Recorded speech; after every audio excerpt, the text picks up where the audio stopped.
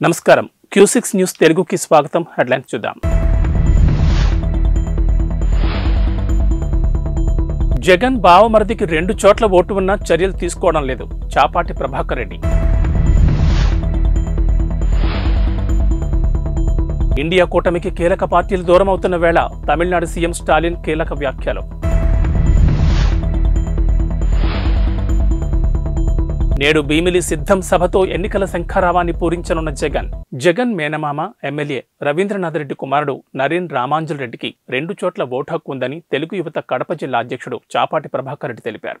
కమలాపురంలో నిర్వహించిన మీడియా సమావేశంలో ఆయన మాట్లాడుతూ రామాంజల్ రెడ్డికి కమలాపురంలోని 29వ కేంద్రంలో వరుస సంఖ్య 35 RCR 13766880 నెంబర్తో 1 ఓటు, చెన్నూరులోని 71వ కేంద్రంలో వరుస సంఖ్య 795 RCR 14111007 నెంబర్తో మరో ఓటు ఉందని తెలిపారు. దీనిపై వీఆర్ఓ, తహసీల్దార్, జీఎల్ఓలకు ఫిర్యాదు చేసినా తొలగించలేదని ప్రభాకర్ రెడ్డి మండిపడ్డారు. ఈ విషయాన్ని ఎన్నికల సంఘం దృష్టికి తీసుకెళ్తామని చెప్పారు. మరోవైపు రామాంజల్ రెడ్డి సీకే దిన్నే జడ్పీటీసీ సభ్యుడిగా ఉన్నారు. విపక్షాల ఇండియా కూటమికి ఇప్పటికే తృణమూల్ కాంగ్రెస్, ఆప్ పార్టీలు దూరం అవ్వగా బీహార్ సీఎం నితీష్ కుమార్ సారథ్యంలోని జేడీయూ కూడా గుడ్ బై చెప్పనుందని ఊహాగానాలు వెలువడుతున్నాయి. మిత్రపక్షాల మధ్య విభేదాలు పెరిగిపోతున్న నేపథ్యంలో ఇండియా కూటమికి చెందిన డీఎంకే పార్టీ అధినేత తమిళనాడు ముఖ్యమంత్రి ఎంకే స్టాలిన్ ఆసక్తికరమైన వ్యాఖ్యలు చేశారు. బీజేపీ వ్యతిరేక ఓట్లు చేలిపోకుండా ఐక్యంగా ఉండాలని కూటమి నాయకులను స్టాలిన్ కోరారు. 2024 లోక్సభ ఎన్నికల్లో బీజేపీని మళ్లీ అధికారంలోకి రానివ్వకూడదన్న లక్ష్యంతో అన్ని పార్టీలు కలిసి పనిచేయాలన్నారు. ప్రతి ఒక్కరికి ఒకే ఒక లక్ష్యం ఉండాలి. బీజేపీని తిరిగి అధికారంలోకి రానివ్వకూడదు. బీజేపీ వ్యతిరేక ఓట్లు చేరిపోకూడదు. బీజేపీ తిరిగి అధికారంలోకి వస్తే దేశంలో ప్రజాస్వామ్యం, ఫెడరలిజం ఉండవు అని స్టాలిన్ వ్యాఖ్యానించారు. ఈ మేరకు శుక్రవారం తిరుచిరాపల్లిలో జరిగిన ఓ కార్యక్రమంలో ఆయన మాట్లాడారు. కాగా ఇండియా కూటమిలో అయోమయ పరిస్థితి నెలకొంది. పశ్చిమ బెంగాల్ ముఖ్యమంత్రి మమతా బెనర్జీ రాబోయే సార్వత్రిక ఎన్నికల్లో రాష్ట్రంలో ఒంటరిగా పోటీ చేస్తామని ప్రకటించడంతో కూటమికి పెద్ద ఎదురుదెబ్బగా మారింది. సీట్ల పంపకాలపై కాంగ్రెస్, టీఎంసీల మధ్య మాటల యుద్ధం నేపథ్యంలో ఆమె ఈ నిర్ణయం తీసుకున్నారు. ఇక మమతా బెనర్జీ ప్రకటన చేసిన రోజునే పంజాబ్, హర్యానాలోని అన్ని స్థానాల్లో ఒంటరిగా పోటీ చేస్తామని ఆమ్ ఆద్మీ పార్టీ కూడా ప్రకటించింది. దీంతో కాంగ్రెస్ పార్టీకి గట్టి షాక్ ఇచ్చినట్లయింది. మరోవైపు నితీష్ కుమార్ విషయంలో అనిశ్చితి నెలకొంది. త్వరలో ఎన్డీఏ గూటికి చేరబోతున్నారని జాతీయ మీడియా రిపోర్టులు పేర్కొంటున్నాయి. దీనిపై 1-2 రోజుల్లోనే స్పష్టత వచ్చే అవకాశం ఉంది. ఏపీ ముఖ్యమంత్రి జగన్ ఉత్తరాంధ్ర నుంచి ఎన్నికల శంఖారావాన్ని పూరించబోతున్నారు. భీమిలి నియోజకవర్గం తగరపు వలసలో సిద్ధం పేరుతో భారీ బహిరంగ సభను నిర్వహించబోతున్నారు. ఈ మధ్యాహ్నం 2:30 ఈ సభ ప్రారంభం కానుంది. గత సభలకు భిన్నంగా ఈ సభను నిర్వహించబోతున్నారు. సభా వేదిక మాత్రమే కాకుండా పెద్ద ర్యాంపును కూడా ఏర్పాటు చేశారు. ఈ ర్యాంప్ మీద నడుచుకుంటూ కార్యకర్తల్లోకి వెళ్లి వారితో జగన్ మమేకమవుతారు. పార్టీ కేడర్ అభిప్రాయాలను స్వయంగా తెలుసుకుంటారు. ఈ సభలో తన పాలనలో జరిగిన సంక్షేమాన్ని, అభివృద్ధిని జగన్ వివరించనున్నారు. వైసీపీ ప్రభుత్వంపై విపక్షాలు చేస్తున్న విమర్శలను ఎలా తిప్పికొట్టాలో కేడర్కు తెలియజేయనున్నారు. రానున్న ఎన్నికలకు పార్టీ శ్రేణులను సిద్ధం చేయడమే ఈ సిద్ధం సభ లక్ష్యం. ఎన్నికలకు కేడర్ను సంసిద్ధం చేయడమే లక్ష్యంగా నిర్వహించబోతున్న సిద్ధం సభలు భీమిలి సభతో ప్రారంభం కానున్నాయి. రాష్ట్ర వ్యాప్తంగా ఈ సభలు జరగనున్నాయి. వచ్చే ఎన్నికల్లో 175 స్థానాలను గెలుచుకోవడమే లక్ష్యంగా ఈ సభలను నిర్వహిస్తున్నారు.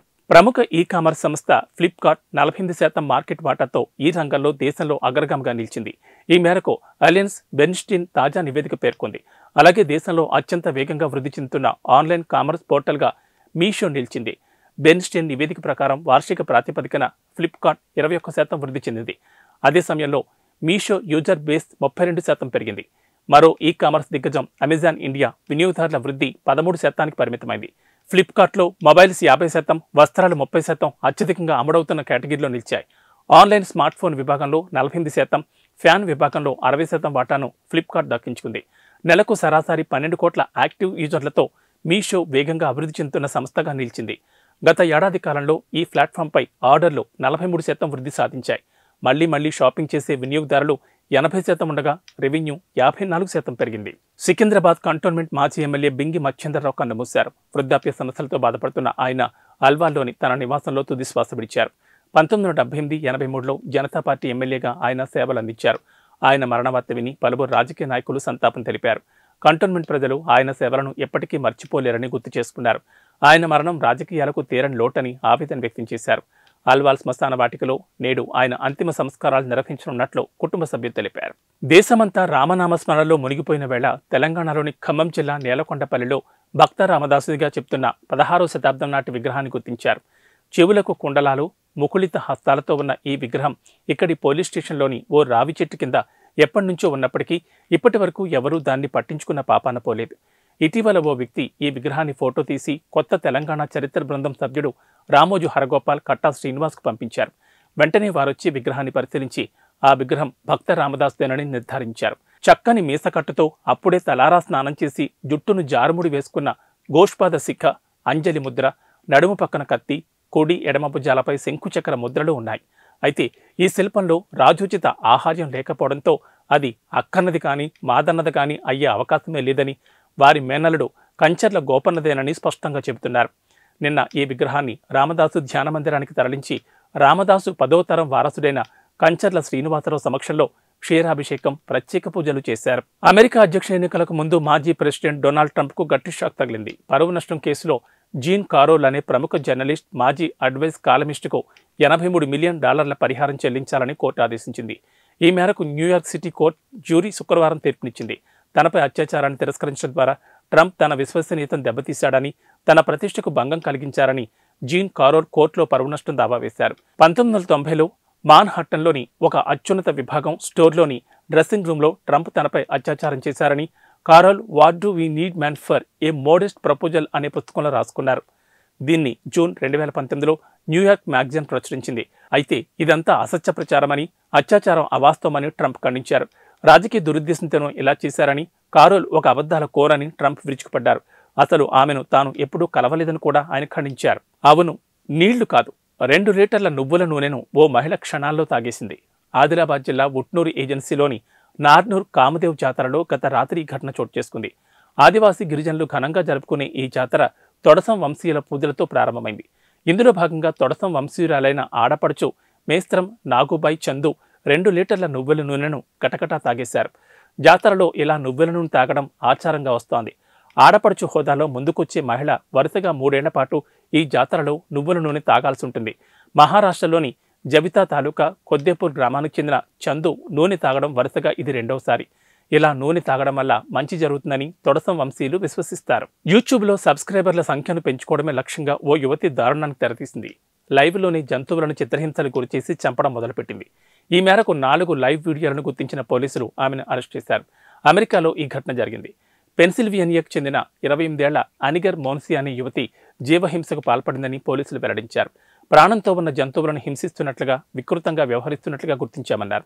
లైవ్లో కోడి, పావురం, కుందేలు, కప్పల శరీర భాగాలను ముక్కలుగా కోస్తున్న 4 లైవ్ స్ట్రీమింగ్ వీడియోలను ఆమె ఛానల్లో గుర్తించామని, గత వారం ఆమెపై కేసు నమోదు చేసినట్లు వెల్లడించారు.